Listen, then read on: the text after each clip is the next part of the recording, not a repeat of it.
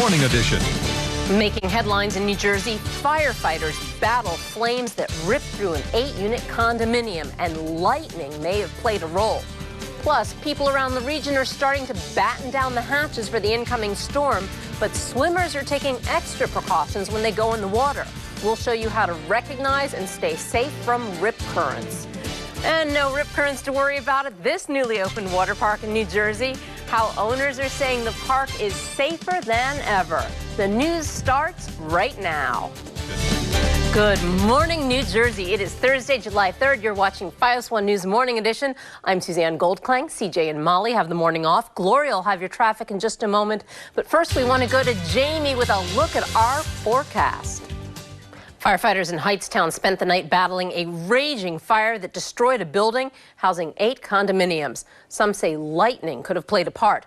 FiOS 1's Bob Brown is at the scene with the story. The first storm of the Atlantic hurricane season won't just bring rain, but also tall waves and rip currents even after it heads out to sea.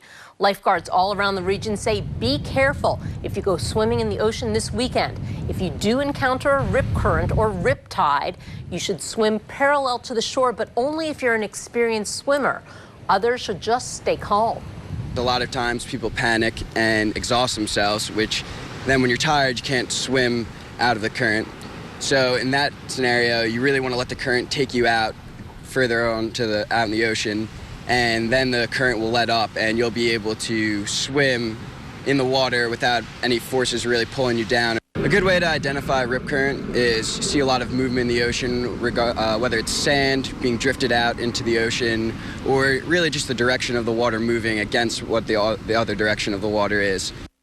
Lifeguards are also putting out the warning about high wave swells that could injure children, especially if they're using boogie boards, which could hit them. Other tips: don't swim near jetties. That's where rip currents form. Also, stay where there are lifeguards, no matter how strong a swimmer you are. Bergen County police officers are taking part in drills to train for emergency situations. A special emergency services unit was created last year to fill the gap between patrol officers and the SWAT team. The unit is meant to help in situations where there just isn't time to wait for the ambulance or the fire department. The training involved various situations so officers can be ready to save lives right away. Bridges the gap, adds that force multiplier to the towns, and allows the officers to assist the towns with specialized training and equipment without calling out a SWAT team. 1, 2. Once all the officers are trained, the unit will be used across Bergen County. Friday marks America's 238th birthday. And what better way to celebrate than watching some fireworks?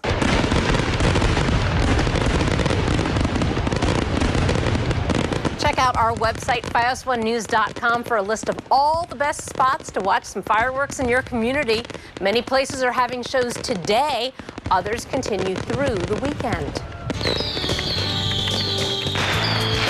Again, that's FiOS1News.com. We did all the research for you, so check it out and find out the best spot in your neighborhood to catch the show. A water park known for dangerous rides is back, but it's a far cry from the old nickname Class Action Park. How Action Park came back and is now better and safer than ever. A Garden State water park notorious for dangerous rides and lack of safety back in the day is open and as popular as ever this summer. FiOS 1's Natalie Patterson was at the renovated Action Park. Before we go to break, let's take a look at your community calendar. The holiday weekend means it is time to enjoy some great food off the grill. Molly Rokasi spoke to an expert chef about the perfect way to give the dishes a special 4th of July kick. Take a look. You are watching FiOS 1 News. We'll be right back. An emotional surprise for a Garden State teenager. He was made an honorary police officer, taking the oath, given a badge, the whole deal. The teen is very sick, and dozens of officers rallied around him in Wanacue to make his dream come true. So help me God.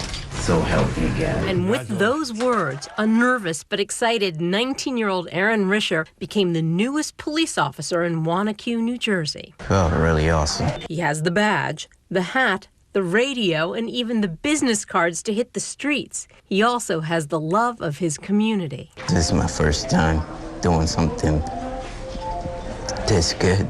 Aaron's been battling an aggressive form of muscular dystrophy that's now taking aim at his young heart. His days are numbered, and that's why this day, a complete surprise for Aaron, had to be just right. It turned out beautifully. His face was worth all of the preparation. His love of cop TV shows fueled a desire to become an officer, a dream that Captain Ken Fakina of the Wanacue PD helped make real. Just knew if he could come down here and see, like, this is his family, that, you know, these guys are going to be his family forever now, that it was going to mean a lot. Told about Aaron and his condition by the staff at this Wanacue Rehab Center, Captain Ken's been visiting the teenager for months, talking about life as a cop and even giving Aaron homework. There's no doubt in my mind I get way more than he does. This was just giving him that little bit back to him that he richly deserves. Dozens of officers came to the center to celebrate their new colleague. And the mayor even delivered the oath. On this day, his heart was filled with something good. I never had nothing this great before. But it's really a pleasure. Proof that sometimes even more important than a show of force is a show of compassion.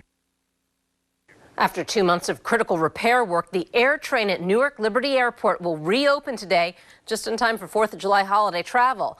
The train resumes at the station that links New Jersey Transit and Amtrak along the Northeast Corridor line. Coming up, a story that will warm your heart. Wait until you hear what a business owner did to help out his employees when it looked like they'd have to go months without a paycheck. Stick around. And finally, this half hour, a story of giving. 6 months ago, a fire destroyed a restaurant in Platteville, Wisconsin.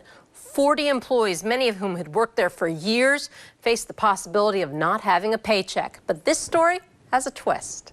What the owner could have done is he could have said, hey, you can find another place to employ. To me, not only it being the right thing to do, to me it made business sense to do it. Instead, that owner decided to keep paying the 40 workers for 6 months out of his own pocket, a total of $144,000. The owner did ask one thing, that the workers volunteer their time to the community. Now, 6 months later, the restaurant is back open. And if you see news happening, be sure to call our tip line. That is 1-877-346-7154. Thanks for watching.